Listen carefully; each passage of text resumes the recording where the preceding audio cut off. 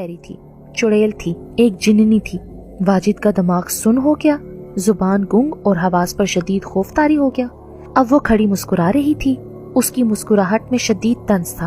वाजिद बदहवासी में नंगे पांव दरवाजे की जानिब दौड़ा, मगर रास्ते ही में लैला ने उसका बाजू पकड़कर एक झटका दिया और वो डगमगाता हुआ चारपाई पर आ गिरा।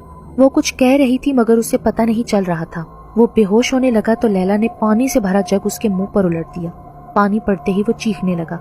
रात जिसकी आवाज मधुर बांसुरी जैसी थी, अब वो नागिन की तरह फुनकार रही थी। वाजिद के पल्ले कुछ नहीं पड़ रहा था। वो सोचने समझने के काबिल हुआ तो उसके जहन में एक ही बात थी कि रात वो क्या कर बैठा। जो हुआ था अब वो उसे पलट नहीं सकता था। वो गिड़गिड़ाता हुआ, माफिया मांगता हुआ, दोनों हाथ जोड़े हुआ था, जिंदगी की भीख मांग रहा था। तुम जिस रूप में भी चाहोगे उसी में मैं ढल कर आऊंगी। एक मर्द जो हमारी जिंदगी में आता है, जिस तरह तुम रात को मेरी जिंदगी में आए थे, फिर हम उससे कभी दूर नहीं हो सकती। अब तुम या तो मेरे बनकर रहोगे या फिर किसी के भी नहीं रहोगे, बल्कि दर्दनाक मौत का मजा चखोगे। उसके तो तसव्वुर में भी ना था कि जिसे वो हसीन परी समझ रहा था वो एक पिछल पैरी निकलेगी। मैं जा रही हूँ, रात को दोबारा आऊंगी। अगर तुम ना आए तो फिर बहुत बुरा होगा। मैं नहीं चाहती कि तुम मेरे हाथों मारे जाओ। याद रखो, आज रात दोबारा मिलूंगी कहीं भी, और अगर अपने कमरे में आग जलाई तो तुम्हें बेटी की लाश मिलेगी। ये कहते हुए वो अपनी जगह से गायब होगी। वो कब चली गई, कहाँ चली गई, कैसे गई, उसे कुछ खबर ना हुई। उसी हालत में पड़ा रोता रहा, घुट घुट कर रो रहा था। फिर वो बेहोश हो गया। दोबारा होश आया तो बहुत सा वक्त गुजर चुका था। खौफ और दहशत ने उसे बुखार में मुब्तला कर दिया था। अब वो उस कमरे में एक पल भी रुकने पर तैयार न था जहां एक चुड़ैल उसके करीब हुई थी। उसे मालूम था कि वो एक बड़ी मुसीबत में फंस चुका है। वो अगर उसके साथ रात को प्यार की पतंगे ना भी बढ़ाता तब भी उससे बच ना पाता। वो तेजी से उठा, कपड़े वगैरह पहने और घर का दरवाजा खुला छोड़कर ऊपर अपने पहाड़ वाले घर की जानिब चल पड़ा। उसके कदम घुटनों तक बर्फ में धंस रहे थे, फिर भी वो जैसे तैसे ऊपर चढ़ता रहा। वो किसी कमजोर शाख की तरह लड़खड़ाता हुआ ऊपर पहुंचा। घर में दाखिल हुआ तो माँ सामने कमरे में चूल्हा जलाए बैठी थी। बेटे को अचानक इस हालत में देखा तो बुत बन गई। फिर अपने सीने पर हाथ मारते हुए उसकी जानिब नंगे पांव दीवानावार बढ़ी और उसे थाम लिया।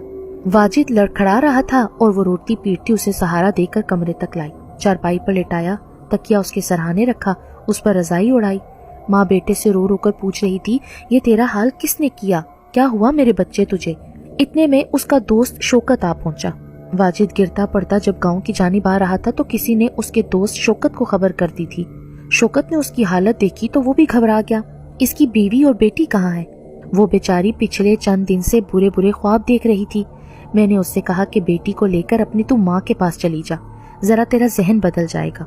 शौकत हैरान था कि वाजिद तो आने से पहले खत लिखा करता है, इस बार इसने क्यों ना लिखा।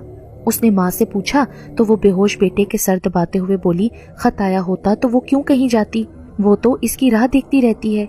जब माँ ने उसके माथे पर हाथ रखा तो वो आग की तरह जल रहा था। वो फौरन खड़ी हो गई, एक डब्बे से चंद जड़ी बूटियां निकालकर उसके लिए कहवा तैयार किया। शौकत अपने दोस्त के कदमों में बैठा हुआ था। माँ और शौकत ने मिलकर उसके हलक में कहवा उंडेला। वो थोड़ी देर के लिए आंखें खोलता और फिर मूंद लेता। कमरे में मुकम्मल खामोशी थी और सहन में लगे सनोबर के दरख्तों पर बेशुमार कव्वे आकर काएं काएं कर रहे थे। वाजिद के जब भाई को इत्ला मिली तो वो भी दौड़ा चला आया। माँ ने बेटे को सब कुछ बताया तो वो शौकत से कहने लगा कि तुम नीचे बंजोसा गांव जाकर फौरी तौर पर कंपाउंडर को ले आओ। कंपाउंडर इलाके का वाहिद मुआलिज था। शौकत फौरी तौर से घर से निकल गया। आज सब कुछ बहुत अजीब लग रहा था। एक दीवानगी और उदासी घर पर छाई हुई थी। लातादाद कौवों की आवाजों ने घर पर नहुसत डाल रखी थी। वाजिद को होश आया तो माँ लपक कर उसके पास पहुंची। वो आंखें खोले छत को देख रहा था। ये तुझे क्या हुआ? किस जालिम ने तेरी ये हालत बनाई है? जवाब में वो सिर्फ छत की तरफ घूरता रहा। माँ रोने लगी। भाई कहने लगा, मुझे तुम सिर्फ नाम बताओ, वो कौन थे? तुम्हारा बैग भी साथ नहीं है। वाजिद सख्त मुश्किल में फंसा हुआ था। जो रात को हुआ था वो भी बता नहीं सकता था। उसे अपनी इज्जत का भी पास था। वो सोच रहा था कि सबको क्या बताए कि उनको तसल्ली हो। पिछल पैरी का खौफ उसको अलहदा था। उसे झुरझुरी आती जब भी वो ये सोचता कि वो उसके कितने करीब थी। शाम करीब आ रही थी और उसकी दहशत उसे बेजान किए हुए थी। उसे उस जिन्नी के अल्फाज याद आ रहे थे कि अगर तुम रात को ना आए तो मैं आ जाऊंगी। आग कमरे में ना जलाना, वरना तुम्हारी बेटी की लाश तुम्हें मिलेगी। شام کے بعد شوکت کمپاؤڈر کو لے آیا۔ سردی کا بخار ہے، ٹھنڈے پانی کی پٹیاں رکھو، یخنی پلاؤ اور اسے آرام کی ضرورت ہے۔ اس نے بخار کی گولیاں دی اور ساتھ وہ رخصت ہو گیا۔ اب رات ہو رہی تھی، جنگل کے گیدڑ وقت سے پہلے چلانے لگے تھے۔ ایک خوف کی سی کیفیت بڑھتی جا رہی تھی۔ واجد چارپائی پر رضائی اوڑے لیٹا تھا، ٹھنڈ میں بھی وہ پسینے سے شرابور تھا۔ گیدڑوں اور کتوں کے رونے کی آوازیں مسلسل اس کے کانوں میں پڑ رہی تھیں، شاید انہوں نے بھی کسی بلا کی چاپ سن لی تھی۔ اس کی نظریں مسلسل کمرے کے دروازے کی جانب تھیں۔ آہستہ آہستہ اس کی آنکھیں بوجھل ہوتی گئیں اور وہ سو گیا۔ اسی رات اس نے خواب دیکھا کہ وہ جنگل میں بھاگا جا رہا ہے۔ کچھ نامانوس چہرے اپنے منہ ڈھانپے اور ہاتھوں میں تلواریں لیے اس کا پیچھا کر رہے ہیں۔ وہ اپنی جان بچانے کے لیے اپنی پوری قوت صرف کر رہا ہے۔ پھر وہ اوندھے منہ برف پر گر پڑا۔ اس کے پیچھے آتی ہوئی آوازیں تھم چکی تھیں۔ وہ خوف کے مارے اپنا سر اٹھاتا ہے تو سامنے الٹے پیروں والی کھڑی مسکرا رہی ہوتی ہے۔ واجد کے منہ سے پھر دبی دبی چیخ نکلتی ہے اور ساتھ ہی وہ بیدار ہو جاتا ہے۔ اس کا بدن پسینے میں نہایا ہوا تھا۔ وہ چارپائی پر اٹھ کر بیٹھ گیا۔ وہ کسی بلی کی طرح دبے پاؤں چل کر اس کے سامنے آ کھڑی ہوئی۔ اس میں اب رونے اور چیخنے کی بھی ہمت باقی نہیں رہی تھی۔ تم کیا سمجھتے تھے کہ میں نہیں آؤں گی؟ تم اگر زمین کی تہ میں بھی ہوئے تو وہاں سے بھی تمہیں نکال لاؤں گی۔ یہ بند دروازے میری راہ نہیں روک سکتے۔ کیا میری معافی کسی طرح ہو سکتی ہے تو مجھ پر رحم کرو۔ میری بیٹی ہے، بیوی ہے، مجھ سے جو غلطی ہوئی ہے اس کی اتنی بڑی سزا نہ دو۔ میرا پیچھا چھوڑ دو، میں تم سے التجا کرتا ہوں۔ ترس اور رحم ہم میں کبھی نہیں ہوتا۔ پھر اس نے لالٹین کی لو مدھم کی اور اپنا مکرو کھیل شروع کر دیا۔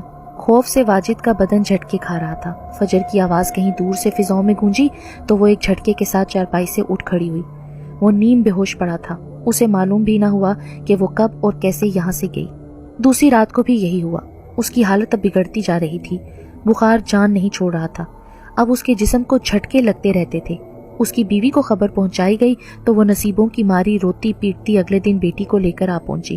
بیٹی کو دیکھ کر وہ اور زیادہ رونے لگا۔ بہت دیر اسے سینے سے لگا کر روتا رہا۔ شوکت اور اس کا بھائی اسے رونے کی وجہ پوچھتے تو وہ اور رونے لگتا۔ گاؤں کے مولوی صاحب کو دم کے لیے بلایا گیا۔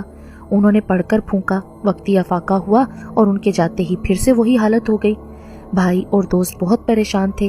دونوں ایک ساتھ کمرے میں آئے، دروازہ بند کیا۔ پھر بھائی اس سے بولا، میں نیچے گاؤں میں گیا تھا، گھر کا تالا ٹوٹا ہوا تھا، تمہارا بیگ بھی وہیں تھا، صاف ظاہر ہے کہ تم نے رات وہیں گزاری، وہاں فروٹ کے چھلکے بھی پڑے تھے، ایسا معلوم ہوتا ہے کہ تم وہاں تو بھلے چنگے تھے، پھر رات میں کیا ہوا یہ معلوم نہیں، اب تم ہی بتا سکتے ہو تاکہ ہم اس تمام چیز کا توڑ کر سکیں۔ مجھے تو کسی جن بھوت کی کاروائی لگتی ہے بڑے بھائی، دوست نے کہا۔ ہمارے علاقے میں بہت پہنچے ہوئے لوگ موجود ہیں جو شیطانی مخلوق کو قابو میں لانے کے طریقے جانتے ہیں، تم ہمیں کچھ بتاؤ گے تبھی تو ہم کچھ کر سکتے ہیں۔ آخرکار وہ بتانے پر راضی ہو گیا۔ وہ دونوں سن رہے تھے اور وہ بول رہا تھا۔ انہیں تو اس واقعے پر یقین کرنا بھی مشکل ہو رہا تھا۔ بھائی اور دوست کو معلوم تھا کہ وہ جھوٹ نہیں بول رہا۔ واجد اپنی کتھا سنا کر چارپائی پر سیدھا لیٹ گیا۔ وہ شکل سے سالوں کا مریض لگ رہا تھا۔ بھائی یہ سوچنے لگا کہ اگر یہ سب بات سچ ہے تو وہ جانتے تھے کہ اس کی جان کو شدید خطرہ ہے۔ اس قسم کے واقعات ان علاقوں میں اکثر ہوتے رہتے تھے۔ شوکت کو بھی معلوم تھا کہ چند عرصہ بیشتر اس سے ملتا جلتا واقعہ کسی دوسرے گاؤں میں بھی ہوا تھا جہاں ایک نوجوان کو گردن کی ہڈی توڑ کر قتل کر دیا گیا تھا، حالانکہ اس کا کمرہ اندر سے بند تھا اور اس کی لاش چارپائی پر سیدھی پڑی تھی۔ کچھ دیر کے بعد دوست اٹھا اور بھائی کو باہر آنے کا اشارہ کیا۔ پھر دوست نے بھائی سے کہا کہ وہ اپنی ماں کو ساری کہانی بتا دے۔ اس کے خیال میں ماں اور بیوی کو باخبر رکھنا ضروری تھا۔ دوسری وجہ یہ تھی کہ ان کے پاس ہو سکتا ہے اس کے توڑ کا کوئی حل بھی موجود ہو۔ وہ صحن ہی میں کھڑے باتیں کر رہے تھے کہ اس کی ماں کمرے سے باہر آ گئی۔ آتے ہی وہ بولی، میری بات مان لو کہ یہ جنوں کی کارستانی ہے۔ میرا گبرو جوان 3 دن میں آدھا رہ گیا ہے۔ وہ کون سی مصیبت ماری بیماری ہے کہ 3 دن پہلے لگی اور اسے چاٹ گئی۔ پھر شوکت نے کچھ دیر بعد آنے کا کہا اور چلا گیا۔ پھر بیٹے نے اپنی ماں کو وہ ساری کہانی سنائی۔ ماں سر پکڑ کر بیٹھ گئی۔ یہ وہی موئی چڑیل ہے جس کے قصے میں بچپن سے سنتی تھی، وہ تو غائب ہو گئی تھی۔ ہماری بری قسمت کہ اب دوبارہ ہمارے ہی گلے پڑ گئی ہے۔ واجد کی بیوی ہکا بکا بیٹھی یہ سب سنتی رہی۔ ماں کا خیال فوری طور پر کھائی گلا گاؤں میں بزرگ خاتون دیالی کی طرف گیا۔ وہ کہنے لگی، دیالی کے علاوہ کوئی چارہ گر نہیں۔ 80 سالہ دیالی پورے علاقے میں اپنے علم، فراست اور پرہیزگاری کی بدولت ایک بہت متبرک اور باعزت ہستی تھی۔ وہ اپنے علم و عمل سے کالے جادو کا توڑ اور ماورائی قوتوں کو اپنے قابو میں کرتی تھی۔ دور دور سے لوگ اپنے مسائل اور ضرورتیں لے کر